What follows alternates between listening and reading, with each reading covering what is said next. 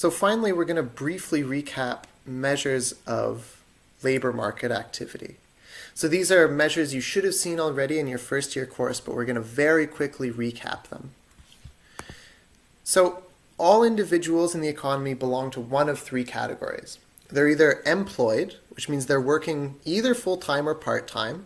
And so usually this is measured with a survey where you're asked, have you worked full-time or part-time during the last week?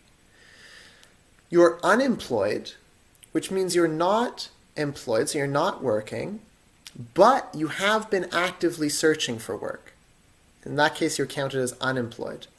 And those people who fall in neither category, so those who aren't working but also aren't looking for a job, are considered out of the labor force. And this gives rise to these three different rates here. So there's the unemployment rate, which is the number of unemployed divided by the labor force. Recall that the labor force is the sum of all people who are employed plus all those who are unemployed.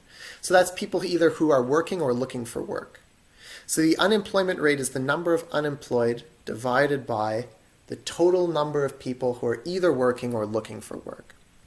The participation rate is the labor force, so that is all those people working or looking for work, divided by the total working age population.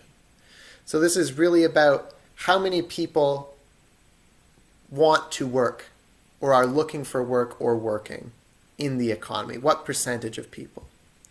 And then finally, we have the employment population ratio.